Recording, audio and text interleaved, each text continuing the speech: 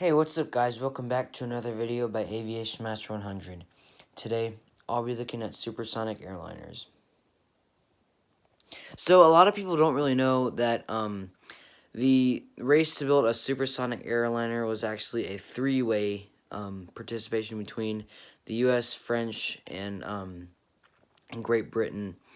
So, the main reason why they wanted to build supersonic airliners was that, uh, a trip from, say, let's, for example, New York to London in a propeller airliner such as like a DC-4 would take around 14 hours to do that.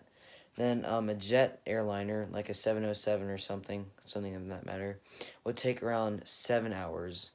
And then with something like a Concorde, it'd take around 3 hours, which was really impressive, but a lot of people don't really know about the Boeing 2707 or the Tupolev T-144, but they know a lot about the Concorde.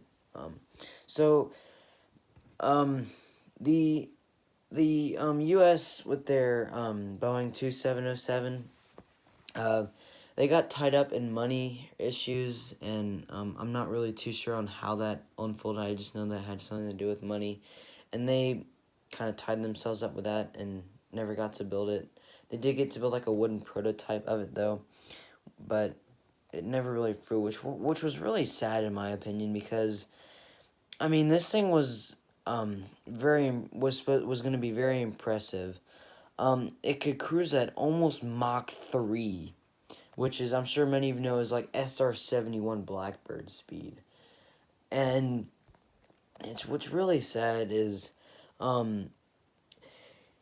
yeah, I mean, this thing would have been impressive. It would have been able to, its service ceiling was like 73,000 feet.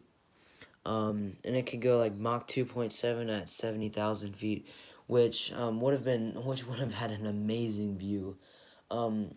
With the U-2 pilots cruising at like 70,000 feet could see the curvature of the Earth. So, I mean, it'd be like that thing, except for going like supersonic.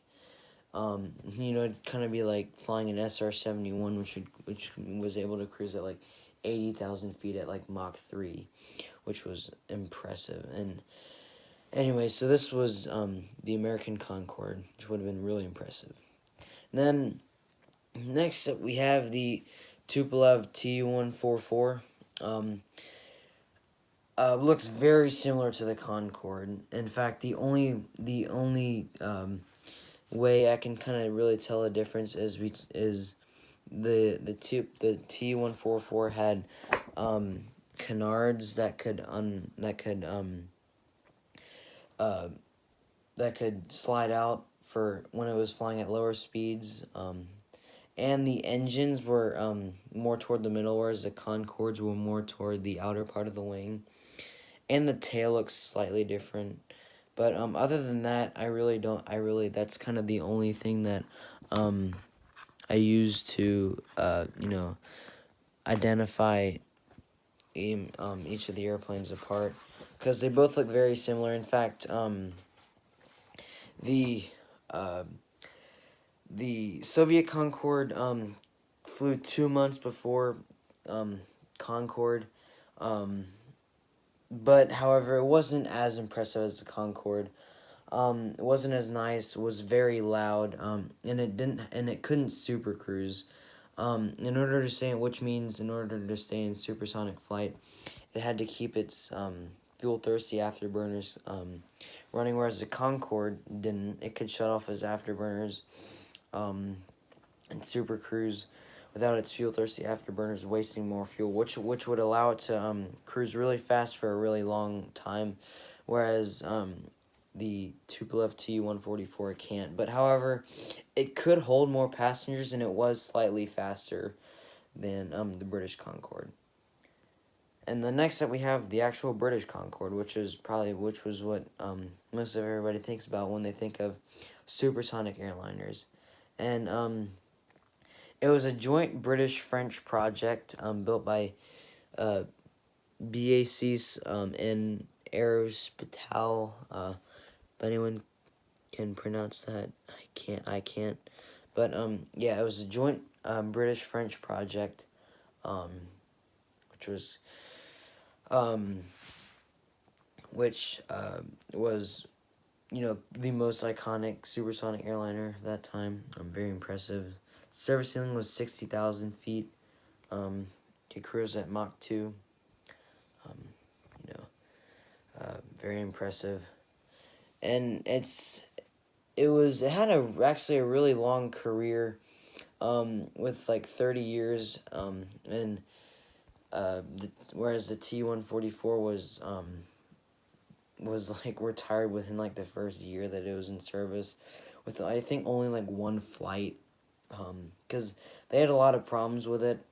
A lot of them were like disintegrating and stuff, and like crashing and everything. And with most notably, one going down at the Paris Air Show, it disintegrated in the air in France. But anyway, so that is it for this list. I will imagine, and I do hope that we do come out with more supersonic airliners in the future. I think I think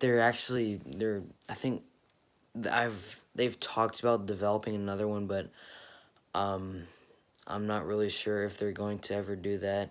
I'm not sure who said it, but I will imagine that.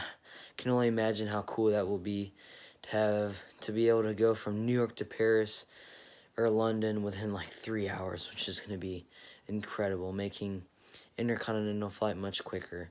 But anyway, thank you for watching. Be sure to subscribe and let me know what you think of supersonic flight in the comments section down below. Thank you for watching, and I'll see you in the next video.